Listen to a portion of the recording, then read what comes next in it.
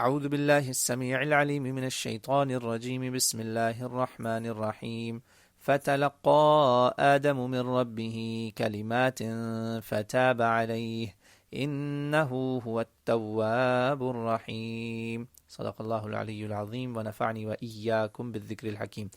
آیت نمبر 37 سورہ بقرہ کی۔ اب اللہ تعالیٰ فرماتے ہیں جب آدم اور حوا علیہ السلام سے یہ غلطی سرزد ہو گئی تو اللہ تعالیٰ نے ان کو کچھ کلمات سکھائے، یا اس کا ترجمہ ایسے بھی بنتا ہے اللہ تعالیٰ سے آدم نے کلمات سیکھ لیے۔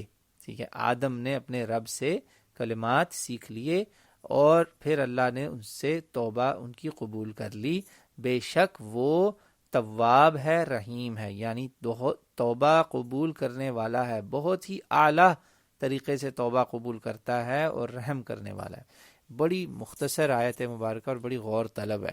اس آیت مبارکہ میں اور اس سے آگے جو آیت آئے گی اس سے ہمیں یہ بھی پتہ چلے گا کہ آدم علیہ السلام اور حوا علیہ السلام ان کے بارے میں جو کرسچینٹی میں اوریجنل سن کا کانسیپٹ ہے نا، کہ ہر انسان وہ گناہ سے داغدار ہے اور وہ داغ کبھی نہیں دھلے گا جب تک عیسیٰ نے مرنا نہیں تھا، اس کا بہت بڑا رد اس ایک مختصر آیت مبارکہ میں ہو گیا۔ وہ کیسے؟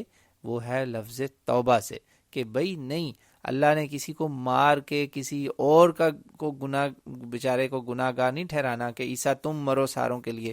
بھئی عیسیٰ علیہ السلام کیوں مرے؟ اگر نعوذ باللہ یہی بات تھی تو پھر آدم علیہ السلام خود ہی چھری کے نیچے آ جاتے، خود ہی چڑھ جاتے کسی صلیب پر۔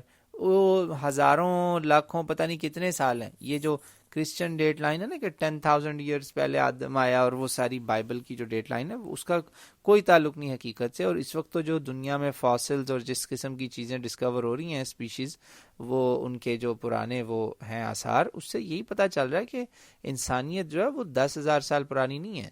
یہ 10,000 بی سی نہیں بلکہ پتہ نہیں ملین بی سی بھی ہو سکتی ہے، ہمیں کوئی پتہ نہیں۔ اور الحمدللہ قرآن اسی لیے محفوظ ہے، کوئی ایتھیسٹ، کوئی ملحد، کوئی دہریہ، کوئی غیر مسلم قرآن پہ انگلی نہیں اٹھا سکتا، کیونکہ قرآن میں ڈیٹ لائن ہے ہی نہیں الحمدللہ۔ بس ہمیں یہ پتہ ہے کہ انسان جو ہے گناہ سے داغدار نہیں آیا اس زمین پہ، بلکہ گناہ سے پاک ہو کے توبہ کر کے آیا ہے۔ آدم علیہ السلام اور حوا علیہ السلام دونوں آئے ہیں۔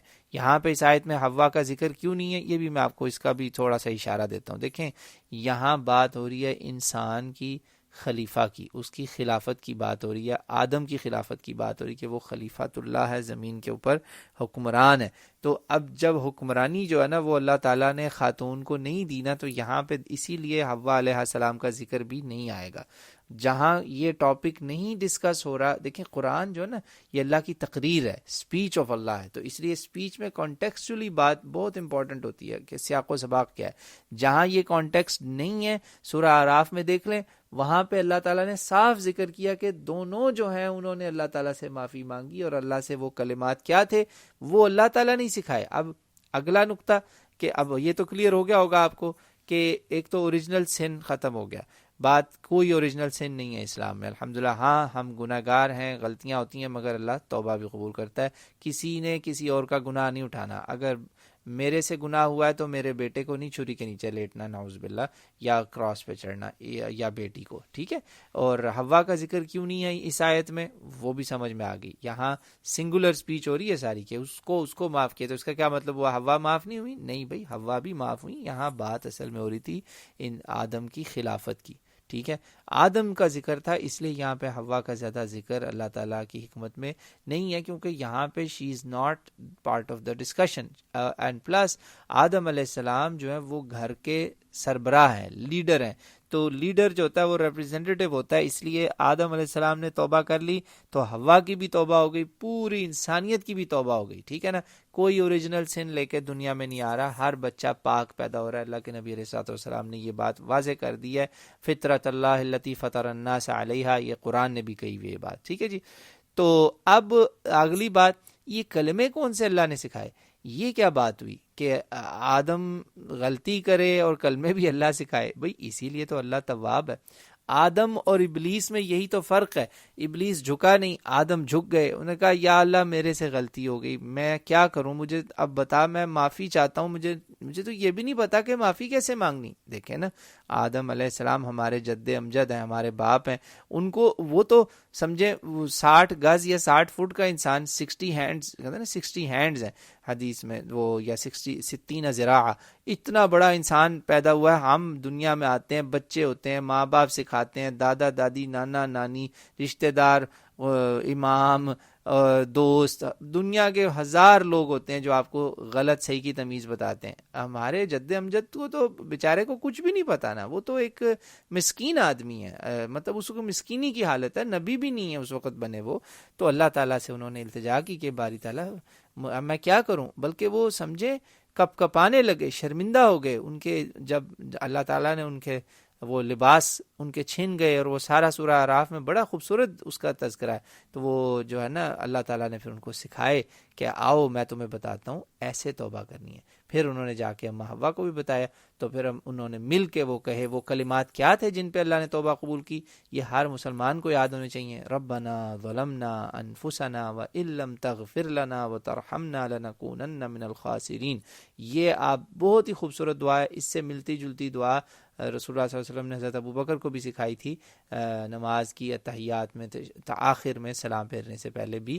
وہ یہی ہے کہ ہم نے بڑا ظلم کیا یا اللہ، ہم نے اپنے اوپر بڑا، ہم سے گناہ ہو گیا.